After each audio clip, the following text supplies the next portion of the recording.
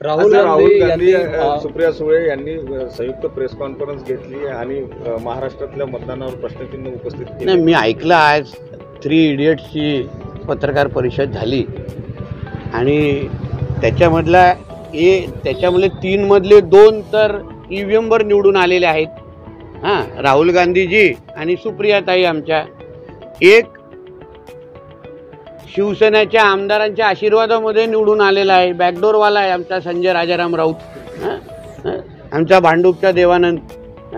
म्हणजे ह्या तिघांची विश्वासार्हता काय? म्हणजे सगळे तिघांमध्ये दोघं अगर EVM वर निवडून आले असतील, मग हीच पत्रकार परिषद लोकसभेच्या निवडणुकीच्या नंतर का घेतली नाही, निकालानंतर का घेतली नाही? आम्ही भारतीय जनता पक्षाने NDA म्हणून असे शेमड्यासारखे रडत बसलो का? आम्हाला लोकसभेमध्ये जे काही आमचे निकाल लागले त्याच्यानंतर भारतीय जनता पक्ष आणि NDAचे सर्वच घटक पक्ष कामाला लागले, मेहनत केली आणि म्हणूनच हरियाणा असो महाराष्ट्र असो सगळीकडे आमची सत्ता आम्ही आणून दाखवली, लोकांचा विश्वास संपन्न केला, हिंदू समाजाला आम्ही लोकांनी जागवलं। ह्यांच्यासारखे शेमड्यासारखे रडत बसलो नाही, स्वतः EVM वर निवडून यायचे। मग ह्याच्यापेक्षा त्यांना सांगा ना, त्यांचे जे काही निवडून आलेले खासदार आहेत ते सगळ्या जणांनी राजीनामे द्यावे आणि मग बॅलेट पेपरच्या नावाने निवडून यावं।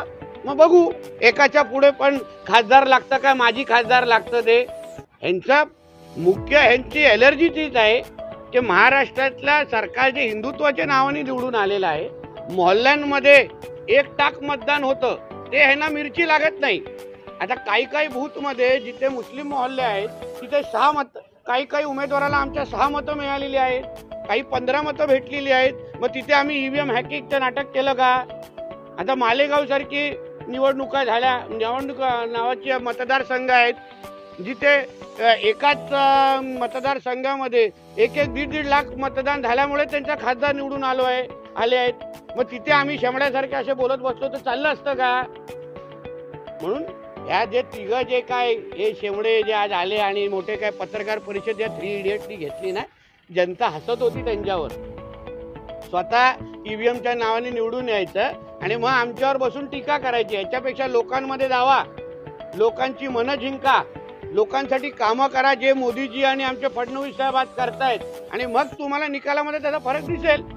बांगलादेशमध्ये एका युवकाला मारहाण झालेली आहे, त्याला त्याच्या घरी आपण नातेवाईकांना भेटला सुद्धा आहात, काय माहिती? एका हिंदू तरुणाला त्यांनी गळ्यात रुद्राक्ष घातलेलं, त्याच्या टी-शर्टवर जय श्रीराम लिहिलेलं आणि म्हणून ते इजितमा नावाच्या कुठला तरी ह्या मुसलमानांचा कार्यक्रम असतो, तिथे तो मोहम्मद साद नावाचा जो तबलिकी जमातचा कोणतरी प्रवक्ता तिथे आलेला, तबलिकी जमात हे अतिरेकी विचाराचे सगळे लोक एकत्र आहेत, ज्यांनी करोनाच्या काळामध्ये पण आमच्या इथे फार मोठे आतंक इथे पसरवलेलं।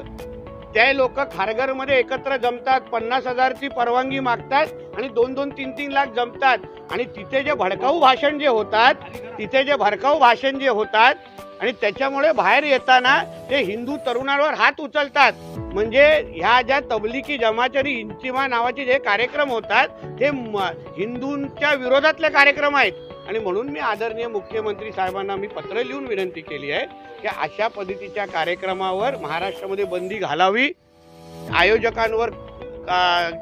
आयोजकांची चौकशी करावी आणि या पूर्ण घटनेची उच्चस्तरीय चौकशी करावी। बांगलादेशी ज्या पद्धतीने आढळत आहे आणि काही ठिकाणी तहसीलदारांनी प्रमाणपत्र दिले, 2 तहसीलदारांना कारवाई झाली आहे, आणखी पण आहे याच्यावर लिस्टवरती आणि तुमच्या पक्षाच्या वतीनं सोमय्या किरीट सोमय्या, तुमची काय भूमिका आहे, काय वाटतं तुम्हाला? मला ही घाण नकोच आहे।